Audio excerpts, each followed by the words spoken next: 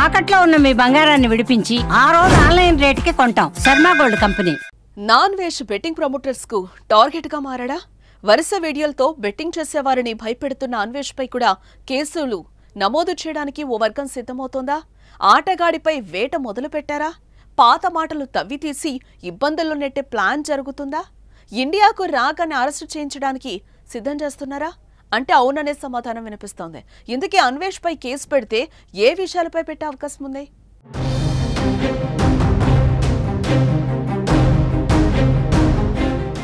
4 సంవత్సరాల ప్రపంచ యాత్ర, 128 దేశాలు, 7 ప్రపంచ వింతలు, 7 ఖండాలు, 5 మహాసముద్రాలు, అమెజాన్ అడవులు, సహారా ఎడారులు, అగ్నిపర్వతాలు, అతిపెద్ద జలపాతాలు, కొండలు, కోనలు, వాగులు, వంకలు, వింతలు, ఆటలు, పాటలు, ముద్దులు, ముచ్చట్లు. ఇది ప్రపంచ యాత్రికుడు నాన్ వెజ్ జర్నీ. ఈ 4 ఏళ్లలో వందలాది వీడియోలతో లక్షలాది అభిమానులను సొంతం చేసుకున్న ఈ Visakha YouTuber betting app promote చేసే వారి వీడియోలను అప్లోడ్ చేయడం, వారితో పెట్టుకున్న గొడవలతో కూడా మంచి పేరు తెచ్చుకున్నాడు.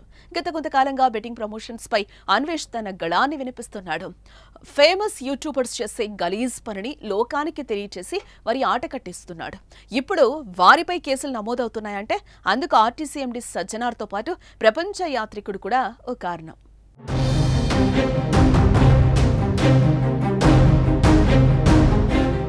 తెలుగులో కొందరు ఫేమ్ యూట్యూబర్స్ బెట్టింగ్ ప్రమోట్ చేయడంపై ఆయన చేస్తున్న వీడియోలతో అభిమానులను సంపాదించడమే కాదు, శత్రువులు కూడా ఎక్కువయ్యారు. బెట్టింగ్ ప్రమోటర్స్ కు విలన్ గా మారిపోయాడు. అతడిపై రివర్స్ అటాక్ జరుగుతోంది. అన్వేష్ కూడా శుద్ధపూస కాదు అనేది వారి వాదన. అతడు కూడా బెట్టింగ్ ప్రమోషన్ చేశాడని ఆరోపిస్తున్నారు మరో యూట్యూబర్ పరేషాన్ బాయ్స్ ఇమ్రాన్.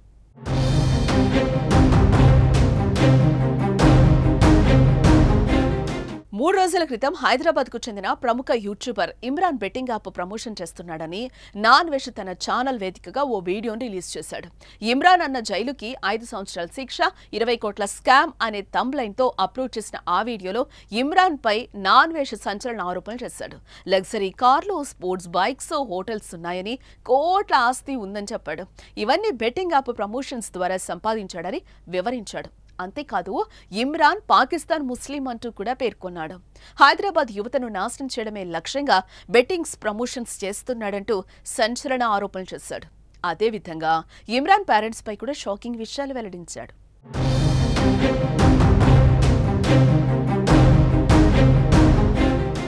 అయితే అన్వేష్ కు కౌంటర్ గా ఇమ్రాన్ కూడా ఓ వీడియోని రిలీజ్ చేశాడు. అన్వేష్ చెప్పినవన్నీ తప్పు అంటూ ఫైర్ అయ్యాడు. తాము బెట్టింగ్ యాప్స్ ప్రమోషన్స్ చేస్తున్నట్టు చెప్పే అన్వేష్ కూడా గతంలో అలాంటి ప్రమోషన్స్ చేశాడంటూ కొన్ని అన్వేష్ వీడియోస్ ను ప్లే చేసి మరీ చూపించాడు. మహిళలను కించపరుస్తూ అన్వేష్ మాట్లాడతాడంటూ అది మంచి పనేనా అని ప్రశ్నించాడు. అలాగే తన తల్లిదండ్రులపై చేసిన కామెంట్స్ పై కేసు పెడతామని కూడా ఇమ్రాన్ హెచ్చరించాడు.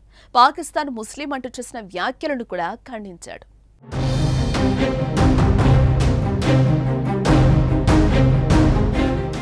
ఇక్కడ అసలు విషయం ఏంటంటే, బెట్టింగ్ యాప్ ప్రమోట్ చేసిన అందరినీ చీల్చి చెండాడుతున్న నాన్ వెజ్ పై కూడా ఇమ్రాన్ తరహాలో విమర్శలు చేస్తున్నారు.